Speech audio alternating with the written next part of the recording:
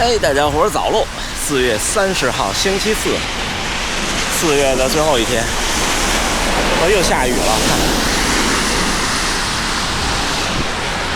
我昨天在外边一天有事儿，早上起来那个5公里还是挺狠的。今天特别有感想，跟大家聊聊。就这1个月，因为比赛和伤，主要是因为伤，我的跑量比我正常的时候少了1多磅。这少1多磅的跑量之后，身体开始有反应。跟大家聊聊，不管是停跑吧，或者是少跑，我这其实对我来说少1多磅跟停跑区别不大了。有什么影响？确实是有影响，而且要比我个人的感觉要比那次生病停了那1周，那次最长的一次停了7天。那天有观众说了，不是前2天不是最长的一次，最长的一次是7天。我觉得连续停1周再恢复，好像都比现在这个感觉要好一些。现在感觉特别累，都不知道为什么。昨天跑完那5公里，不是跟大家分享，感觉伤一下子好起来了。昨天没发作，今天也没发作。伤了条腿还有一点点不一样的感觉，但是我觉得我可以慢慢的回到之前的训练轨道上。这1周怎么着得调整一下，倒不是为了成绩，而是如果连续2个月出这个问题，那5月底的开普敦马拉松估计就肯定不能轻松加愉快了，应该是挺挣扎的。我有时候娱乐参赛的比赛，虽然说不追求那个极限的成绩，但是在我心里也不能太差。就比如你对我来说，如果跑到2小时55以外，那我会觉得说可能出了什么问题。我还是比较追求那种差不多4分上下一点点去跑完一场这种训练赛，我觉得挺好的。而且如果一场比赛跑得太艰难，心态也不好，而且心情也不好。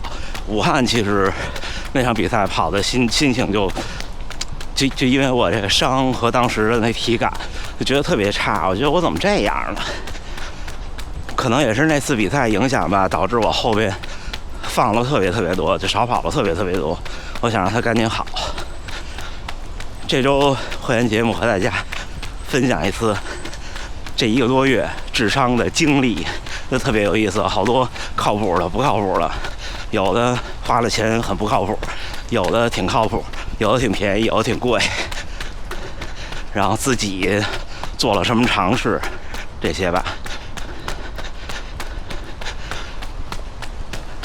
那次我停跑那1周，而且还是生病的1周，按说应该是能力下降的特明显，但是呢，一复跑，我感觉有那种，就说句那种感觉，有那种挑战感，觉得还行，而且对那个东西是可以接受的，就是对当时的身体状态。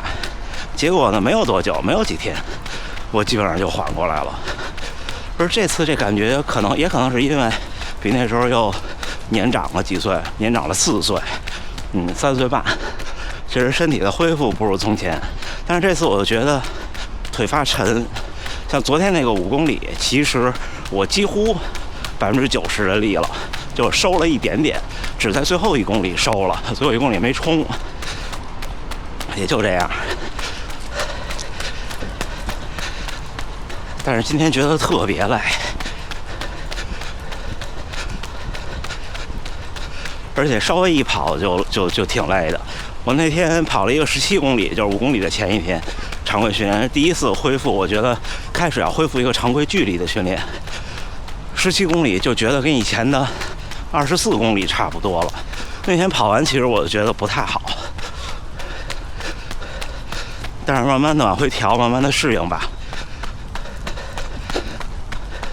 今天随便跑一圈，然后明天不知道，明天可能安排一个休息日，之后从5月2号周6早晨平天先生的早训练开始，逼自己一把，让自己把那个量和强度拉回来。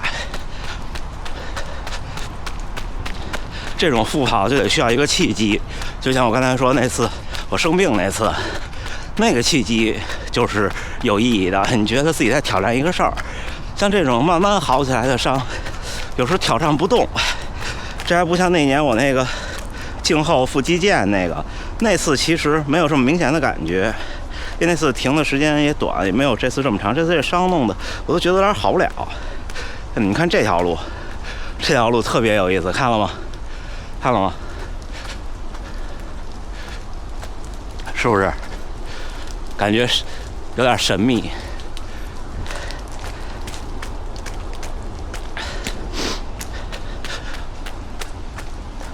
就我认识的、听过的或者问过的观众朋友们，有不少有这种经历，就是受伤了，然后差不多有的1个月，有的半个月，有的甚至1年半载，慢下来、少下来。那时候我还觉得其实没什么，现在我觉得真的不容易。马拉松训练真的需要连贯性，没有这个每天如一日，至少这种感觉不太会有好成绩，就特别明显。就这次波士顿跑完，整个肌肉的反应持续了4、5天。如果我是一个规律训练的状态，一场马拉松跑完第3天我就没事儿了。他身体不适应了，身体适应和不适应都是特别快的。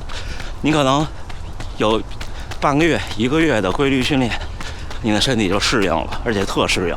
你觉得怎么跑都能调整过来。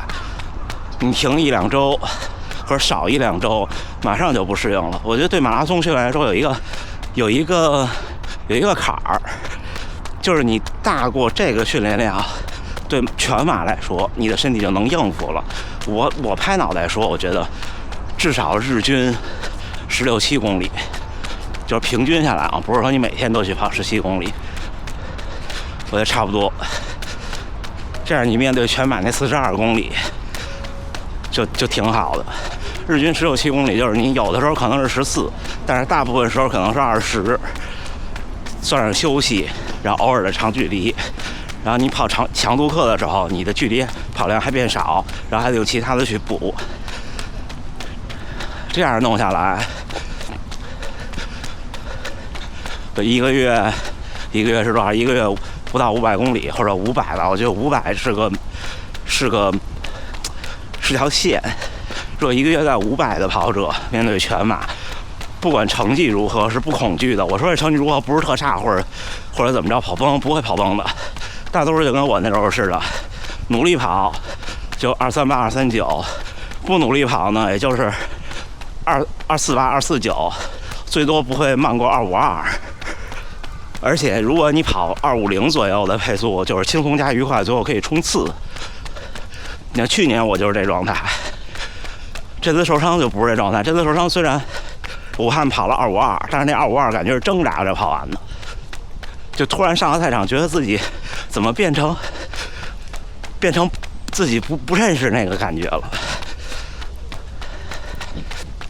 这期跟大家抒发一下这感想，小伙伴们现在不制造焦虑，然后你有伤休息，减跑量是不可避免的。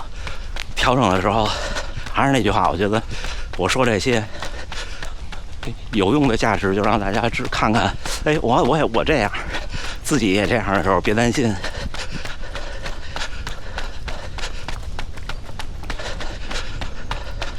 我觉得这是这种跑步自媒体分享比较有价值的一个点，就是前人走过的路。比方说，假设现在会长跟我说，哎，我也受过这种伤，我也经历了好长时间走出来，我就不担心了。我那时候担心，就是因为我不知道人家是不是这样。有大夫告诉我，人家也这样说，耐力选手、马拉松选手都有或多或少有一点点。我其实还不信。现在我感觉我快走出来了，加油加油！哎，小伙伴们，4月的最后一天，轻松跑一圈，去到完成。今天上午还得有半个小时去治疗，再治4次。我觉得现在明显的好起来。今天只有累，只有疲劳。我记得前年我们去年没有做5公里的测试赛，前年做了，前年跑了17分01，那天真的是竭尽全力了。现在就看出小伙伴们的进步。你看这次我们前面回来的这些人都17分上下一点点。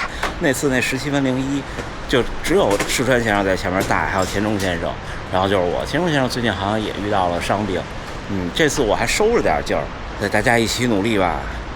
明天是5月的第1天，明天是一个休息日，5月的第2天就是我的5月第1个训练日，跟大家一起跑配速跑周6的配速跑。加油加油加油吧！下个月的开普敦和下个月的佐里间湖的100公里，现在都决定要去了，因为看起来没事儿了。场地赛暂缓先不报，等到夏天的时候再报场地赛。就这样。那这么着，最后祝大家能努力生活，健康平安。咱们下回再见。